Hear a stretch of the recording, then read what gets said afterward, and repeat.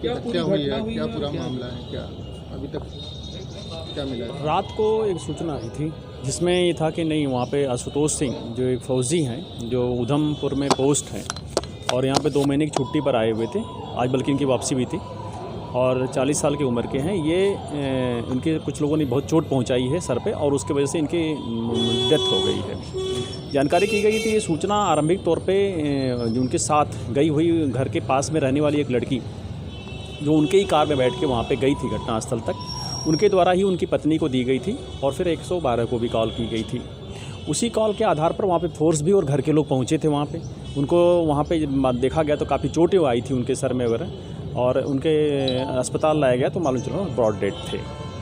आगे उसमें कार्रवाई की गई, उनके पिता द्वारा एक तहरीर दी गई जिसमें 302 और 120 भी का मुकदमा कायम किया गया जिसकी विवेचना की जा रही है, क्योंकि स्पॉट पर लड़की भी थी वहाँ पे और साथ में गई थी इनके, तो उसको दृष्टिगत रखते हुए हम लोग ने उनके अंतःवस्तुओं को सुरक्षित करते हुए महिला फोर्स के द्वारा, महिला सब इंस्पेक्टर और महिला इंस्पेक्टर के द्वारा उनको भेजा गया है मेडिकल परीक्षण के लिए और वहाँ जो भी चीज़ें आएंगी तदनुसार कार्रवाई करेंगे। इस घटना में जो शामिल लोग हैं वहाँ पे मौके पे उन्हें चिन्हित करने का लगातार प्रयास चल रहा और शीघ्र ही हम शाम तक पता लगा लेंगे।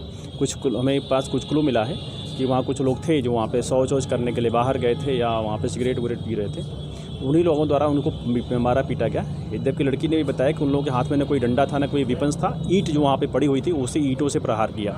वजह ये थी कि जब गाड़ी जा रही थी तो वो हट नहीं रहे थे, रास्ते पर बैठे हुए थे सब, तो इन्होंने उतर करके उनके साथ बातचीत की, कुछ फिर इनके बीच गाली गलौज हो गया, कहा सुनी हुई और उसी में उन लोगों ने वहाँ से उठ करके इनके ऊपर 2-3 ईंटें मारा जिसमें इनको एक हेड इंजरी आ गई 2-3, उसमें ये कोमा में चले गए और फिर बता रहे कि तब से वो उठे नहीं है।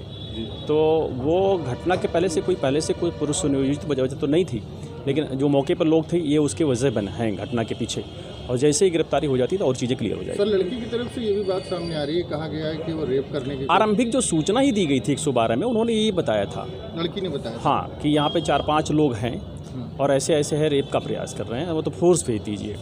तो फोर्स उस पर तत्काल मौके पे गई थी, सूचना फर्स्ट जो आई थी 112 की वही आई थी। इसी को ध्यान में रखते हुए हमने इनको भेजा भी है। अभी इनका जो प्रोसीजर से 161 भी होगा, 164 भी कराएंगे। तो लड़की ने क्या कहा, कौन लोग रेप करने की कोशिश कर रहे? वो नहीं पहचानती नहीं किसी। फौजी के ऊपर भी आरोप लगाया क्या, फौजी रेप करना चाह रहे थे? नहीं, फौजी के ऊपर रेप का आरोप नहीं लगा। फौजी के साथ तो वो बड़ोस में रहती हैं और साथ में ही गए थे घर से, बल्कि बच्चों से तो ये कह के गई थी कि हम मोमोज जा रहे हैं, लेकर के आएंगे और मोमोज खाने के लिए। वो बताई भी कि मुझे बुलाया था उन्होंने कि चलते हैं घूम के आते हैं। तो रेप का विरोध करने पे ही हत्या हुई? नहीं। कि कितने बजे की घटना है? ये रोड रेज कह सकते हैं इसको, रोड रेज का मर्डर? अभी नहीं, ये रोड तो है भी नहीं, वो तो बिल्कुल इंटीरियर है, आउटर है। आप देखेंगे बिश्नापुरी का इलाका है जहाँ ये इनका कोई प्लाट भी उधर ले रखा था। यद्यपि इनके पिताजी और इनके भाई बता भी नहीं पा रहे हैं कि वो प्लाट उधर किधर था जहाँ वो कार से गए थे। कार इनकी खुद की ही थी, खुद ही ड्राइव भी कर रहे थे और वहाँ लोग साथ ही गए थे। इनके घर वाले लड़की के ऊपर आरोप लगा रहे हैं कि लड़की ले जाके उसने, हाँ, उन्होंने तहरीर तो दिया है जिसमें उन्होंने मर्डर का नहीं, उन्होंने एक आशंका जाहिर किया है जी ऐसा, और उस बिंदु को हम दिखवाते हैं कि उसमें क्या रोल। लड़की की तरफ से भी कोई शिकायत की गई है? अभी तो शिकायत नहीं की गई। लड़की की तरफ से कोई शिकायत नहीं की गई है? नहीं। कितने बजे